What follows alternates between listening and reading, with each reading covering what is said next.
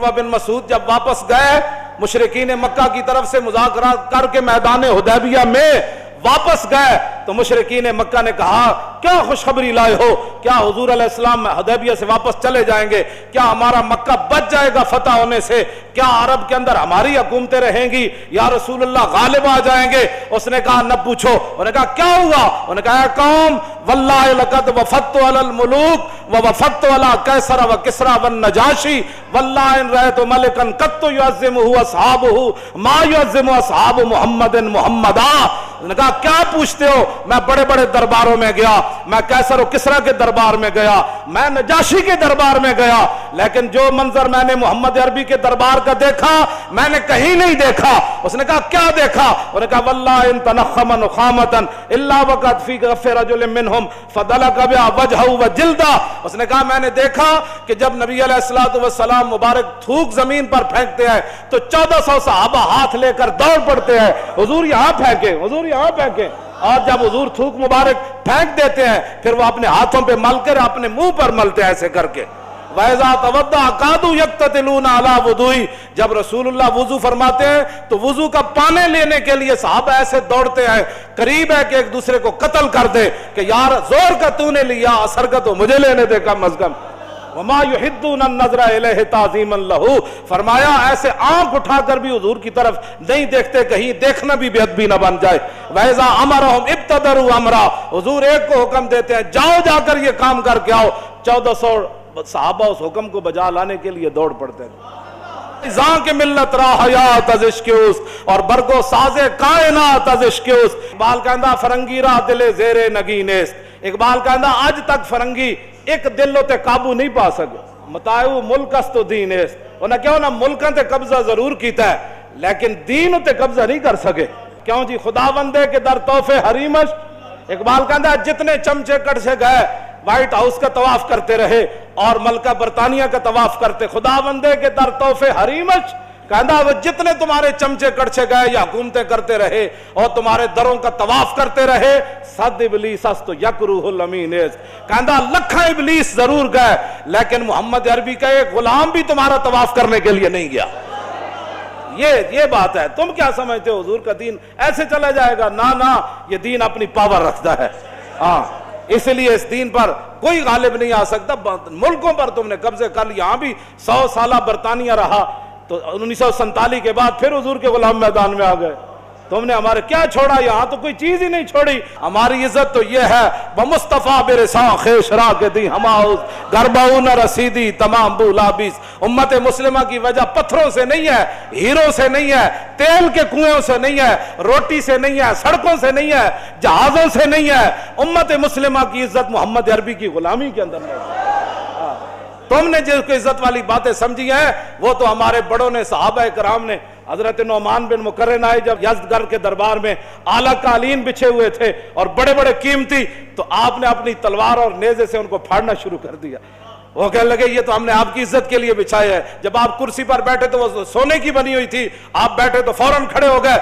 तो यज़दगर्द कहने लगा कि आपने शायद कभी सोना देखा नहीं है, हमने तो आपके एहतराम के लिए, आप चूंकि हमारे मेहमान आए हैं और मुज़ाकरात करने के लिए आए, साद इब्न वास के जर्नैल जो आपके हैं उन्होंने आपको भेजा, तो हमने आपके एजाज के लिए सोने की कुर्सी बिछाई है। पहले तो आपने हमारा कालीन फाड़ दिया, तो तो अब आप सोने को जो है उठ खड़े हुए, फरमाया सोना है तेरा कालीन मैंने इसलिए नहीं फाड़ा कि मुझे को उस कालीन से दुश्मनी थी, ये जो तूने बिछाया था ये रेशम का था और हमारे आका और मौला ने रेशम से के इस्तेमाल से मना फरमाया, इसलिए मैंने उसको फाड़ दिया।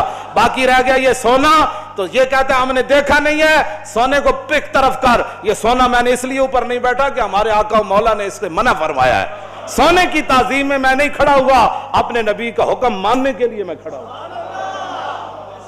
तो ये है वो बातें जो इस्लाम की है। तो जिन्होंने नहीं पढ़ा वो यहाँ भी उम्मत मुस्लिमा को गुमराह कर रहे हैं और गुमराही की बातें फैलाते हैं। आप अपने कान बंद कर दें।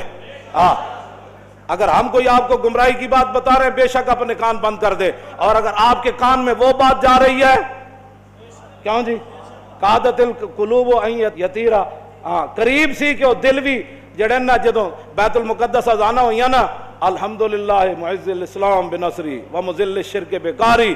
جب صلاح الدین ایوبی بیٹھا، پوری فوج بیٹھی، تو محی الدین بن زکی نے جب یہ خطبہ پڑھا نا، وہ قریب تھا کہ اذانیں جب ہوئی تو قریب تھا سارے مسلمانوں کی روحیں بھی پرواز کر جاتی. تو اگر ہم آپ کو ایسی باتیں سناتے ہیں حضور کی عشق اور محبت کی کہ قریب ہے کہ آپ کی روحیں بھی اوپر اڑ جائے، تو پھر آپ کان بند نہ کرے. اور وہ بندہ جو آپ کو ایسی بات سناتا ہے کہ در رسول سے دور کرتا ہے، پھر آپ کا حق بنتا ہے آپ اپنے کان بند کر دے. انہوں نے کہا پیچھے ہٹوئے، کوئی یار دی گل سنا ملا، نہ لمے پینڈے پا ملا، نہ علمہ وچ پسا مل. بس یہی بات ہے، یہی لبیک کا مقصد ہے. اگر کسی کو کوئی تکلیف ہے تو یہ تکلیف قرون اولیٰ سے لے کر آج تک تکلیف وہ جاری ہے، وہ تکلیف تو رہنی ہے. جب تک حق اور باطل ہے تو وہ تکلیف رہنی ہے. جب تک محمد عربی کے غلام موجود ہے اور حضور کے دین کے دشمن موجود ہیں، موسیٰ و فرعون و شبیر و یزید، ایند و قوت از حیات آمد پدید. اقبال کہتا ہے حق اور باطل کی ٹکر شروع سے چلی ہے اور تا صبح قیامت یہ جاری اور ساری رہے گی. لیکن امتحان حق والوں کا ہے کہ وہ کب تک کھڑے رہتے. وہ جب کھڑے ہو جائیں گے تو پھر مدد ضرور آ جائے گی، اور اگر وہ بزدلی اختیار کریں گے تو پھر بزدل قوم کی مدد نہیں کی جاتی. ہاں جی، یہ تو حضور نے فرمایا بزدلوں کی رب کبھی بھی مدد نہیں کرتا. یہ تو غزوہ احد کے موقع پر حضور نے فرمایا بزدل بندے کی اللہ مدد نہیں کرتا. اور اس کے لیے پہلی شرط بھی یہ ہے، جنگ یرموک میں جب صحابہ کی لڑائی لمبی ہو گئی تو مسلمان خواتین نے صحابہ کو صرف مدینہ منورہ سے اتنا سارا ایک جملہ لکھا، لمبا خط نہیں لکھا، صرف اتنا ایک جملہ لکھا. فرمایا مسئلہ کیا بن گیا، اتنی لمبی لڑائی کیوں ہو گئی؟ انتم انصار اللہ. فرمایا کان کھول کر سنو، اور کسی نے دین کی مدد نہیں کرنی، تم ہی دین کے مددگار ہو، تم ہی دین کے مددگار ہو. تو یہ تاخیر کیوں ہو گئی جنگ یرموک میں؟ وہ جو جملہ ہے وہ آپ کے لیے اور میرے لیے تمام کے لیے مینار نور ہے. وہ فرمایا انتم انصار اللہ. کلمہ ہم نے پڑھا ہے تو ناموس رسالت کی بات بھی ہم نے کرنی ہے. کلمہ ہم نے پڑھا ہے تو تکالیف بھی ہم نے اٹھانی ہے. کلمہ ہم نے پڑھا ہے تو رسول اللہ کے دین کو تخت پر بٹھانا بھی ہمارا کام ہے.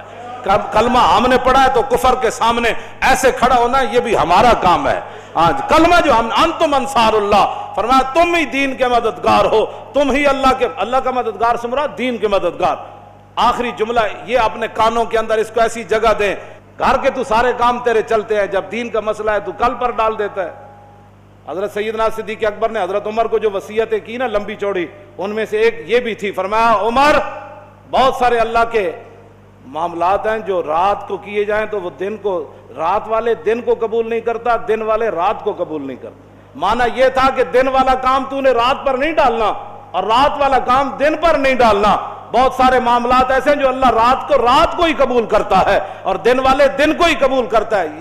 تو یہ حضرت عمر کو وصیت تھی کہ میں تو جا رہا ہوں، یہ نہ ہو کہ کیسر و کسرا فتح ہونے میں تاخیر ہو جائے. میں تو جا رہا ہوں، میں تو ہموار کر کے ساری زمین، یہ نہ ہو کہ حضور کا دین پھیلنے میں کوئی ایک لمحہ بھی تاخیر ہو جائے. ہاں یہ حضرت عمر کو صدیق اکبر نے فرمایا آج دین کیوں نہیں تخت پر آ رہا؟ جس سے بات کرو وہ گھر کے لیے تو بڑا مخلص ہے، لیکن جب دین کی بات آئے تو کہتا ہے میرے پاس ٹائم ہی نہیں. میں آپ کے لیے دعا گو ہوں. بھائی دعا گو جن کا ہم کام کر رہے ہیں نا وہ دعا ہمارے لیے فرماتے ہیں. ہم نے تیرے لیے دعا کی درخواست نہیں کی، تو دعائیں کرتا رہے لیکن عملاً آنا میدان میں کام کر دین کا. ہاں جی، وہ تو آپ ہر بندے کا کام ہے کہ آپ جس طرح اپنے گھر کے ساتھ حساس ہے نا، اپنے بچوں کے لیے حساس ہیں، دین کے لیے ایسے حساس بن جائے. تو یہ عذر آپ میرے سامنے تو کر سکتے ہیں نا.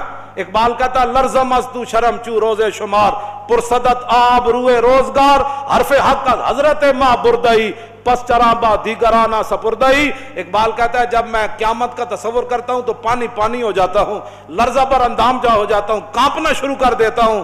کیوں؟ کہا کہ قیامت والے دن جب رسول اللہ نے پوچھ لیا کہ اقبال اس دین کے لیے تو میں بدر سے لے کر تبوک تک گیا، میں نے 13 سال مکے میں گزارے، اور بتا لوگوں نے مجھے یہاں پتھر مارے، میرے چچا جان کے جگر اور کریجے نکالے اور سارے معاملات ہوئے، بتا تو نے میرے دین کے لیے کیا کیا؟ ایک سوال ہی کافی ہے امت کے لیے. تو کیا کہے گا امتی؟ پھر کیا عذر کرے گا؟ آذا یوم لا ینطقون ولا یوزرنہم فیاض. سورہ مرسلات کے اندر اللہ نے فرمایا وہ دن وہ ہوگا جس دن کسی کو بولنے کی اجازت نہیں ہوگی. ایسے تو لوگ بڑھ کر دیں نا، وہاں تو زبان پر مور لا دیجئے. اور ولا یوزن لہم فیعتذرون، اور یہ بھی اجازت نہیں ہوگی کہ بندہ معذرت کرے کہ نہیں جی میرے پیٹ میں بڑا درد تھا اس دن. معذرت بھی نہیں، بولنے کی بھی اجازت نہیں. بتاؤ پھر قیامت والے دن حضور کے سامنے کیسے پیشی ہو؟ اللہ کے سامنے اس دین تو اللہ نے اپنے حبیب کو عطا فرمایا، اس دین کے لیے کوئی کیا کر رہا ہے یہ مجھ سے سوال نہ کرے، اپنے آپ سے پوچھے کہ میں دین کے لیے کیا کر رہا ہوں، اور میں دین کے غداروں کے ساتھ کتنا بیٹھ کر دین کی مخالفت کرتا ہوں، اور میں دین کے غداروں کے ساتھ بیٹھ کر ناموس رسالت کر کیا بک بک کرتا ہوں۔ یہ ساری باتوں کا یہ آپ نہ کہیں گے، یہ تو لکھا جا رہا ہے نا، یہ اقرا کتابک کفا بنفسک الیوم علیک حسیبا، بس یہ کتاب ہی دی جائے گی، پڑھ لے، ہمیں بتانے کی ضرورت نہیں، تو خود پڑھ لے۔ آج اس دن سے ڈرو جس دن کتاب لیتے ہوئے بھی ووضع الکتاب فتری المجرمین مشفقین مما فیہ، جس دن مجرم ڈریں گے اوہ اس کے اندر تو لا یغادر صغیرۃ ولا کبیرۃ الا احصاها، وہ کہ اس میں تو چھوٹی سی چھوٹی چیز بھی لکھی ہوئی ہے، بڑی سے بڑی چیز بھی لکھی ہوئی ہے۔ تو اپنے آپ کو بدلو۔ یہ صرف تقریریں سننا کوئی مقصد نہیں ہے، حضور کے دین کو آگے لاؤ، آگے منہ آ گیا تو آگے کی طرف چلو، پیچھے کی طرف بس چلو۔ منہ آ گیا تو آگے کا سوچو کہ حضور کے دین کو ہم نے تخت پر کیسے لانا ہے۔ وہ جملہ پھر رہ گیا، وہ مکمل ہی ہو جائے، انتم انصار اللہ، کیا کہا جی؟ انتم انصار اللہ، تم ہو اللہ کے مددگار۔ صحابہ کو صحابیات نے خط لکھا مدینہ منورہ سے جنگ یرموک میں، فرمایا انتم انصار اللہ، تم ہو اللہ کے مددگار۔